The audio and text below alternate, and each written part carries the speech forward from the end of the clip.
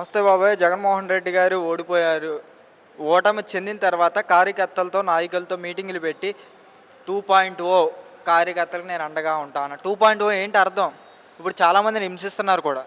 నిజమేనండి. 2.0 అంటే మరి ఆ నమ్మకం చెప్పలేకపోతే నిలబడరు కదా. మీరు ఈ విధంగా హింసించేటప్పుడు ఒక కార్యకర్త ధైర్యం తీసుకొస్తేనే కదా నిలబడగలిగేది.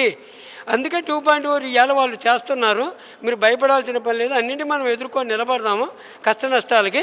రేపు మనం కూడా వచ్చిన తర్వాత ఇదే పని జరుగుద్ది, వాళ్ళకి అంతకంటే రెట్టింపు జరుగుద్ది అనేది ఆ ధైర్యం కార్యకర్తకి ఇస్తున్నాడు. తప్పే ఉంది దాంట్లో.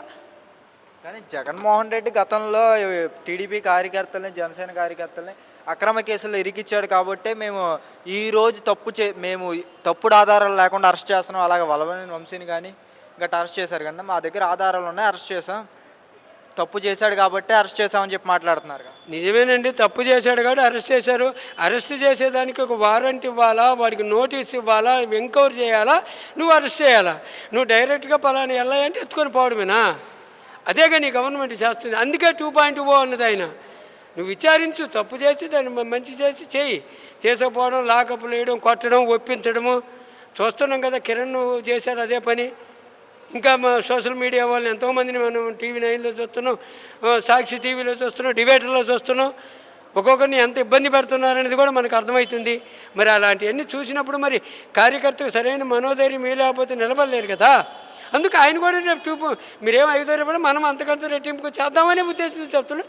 చూపిస్తారు కూడా అది. కానీ ఇటువంటి మాటలుంటే ప్రజల్లో మరి భయం పుట్టదా? గతంలో కూడా జగన్మోహన్ రెడ్డి వస్తే రౌడీ రాజ్యం చేస్తాడు అని చెప్పి ప్రచారం చేశారు. మళ్ళా ఇప్పుడు 2.0 జగన్మోహన్ రెడ్డి మళ్ళా వస్తే మనుషులు ఎవరిని బతకనివ్వడు అని చెప్పి ప్రచారం చేయరంటారా? అది చంద్రబాబు నాయుడు కూడా అలా బెదిరించినాడు. అప్పుడు ఆయన కూడా మునుపు వచ్చినప్పుడు, ఎలక్షన్కి వచ్చినప్పుడు మేము ఇంతకంటే అంత చూపిస్తాం, అంతకంటే పోలీసు వాళ్ళను తీసుకుపోయి పొంగనూరులో పోలీసు యాళ్ళు ఎత్తేసి మొత్తం పోలీసు నా కొడకల్లారా అని తిట్టిన రోజు కూడా, ఆ రోజు కూడా ఆయన కూడా తిట్టినోడే. మరి ఆయన కూడా ఇవాళ నీతులు చెప్తే ఎట్ట సరిపోతుంది? గవర్నమెంట్ మీద విలువేం లేదు, వాడుకోగలుగుతున్నాడు, వాడుతున్నాడు. రేపు యువతలోడు కూడా అదే వాడతాడు కదా. రేపు మొన్న అదే కేఎస్ఆర్ నాగేశ్వరరావు గారు కూడా అదే చెప్పాడు. ఏమండి, మీరు వచ్చింది కక్ష సాధింపులకు రాజకీయాలు చేయడానికి కాదండి. ఈరోజు మీరుంటారు, ఎల్లుండి వాళ్ళు ఉంటారు. మీ ఇద్దరి మధ్యలో నలిగేది ప్రజలు. మీరు అది కాదు చేయాల్సింది. వాళ్ళు ఎవరో ఒకటి చేశారు, చేసినంతవరకు ఆపేసి దాన్ని పరిపాలన కరెక్ట్గా చేయమని కేఎస్ఆర్ నాగేశ్వరరావు కూడా మొన్న డిబేటర్లో అదే చెప్తున్నాడు. కానీ ఆయన మాటను అంగీకరిస్తే వాళ్ళు ఎవరున్నారు? అంగీకరించరు.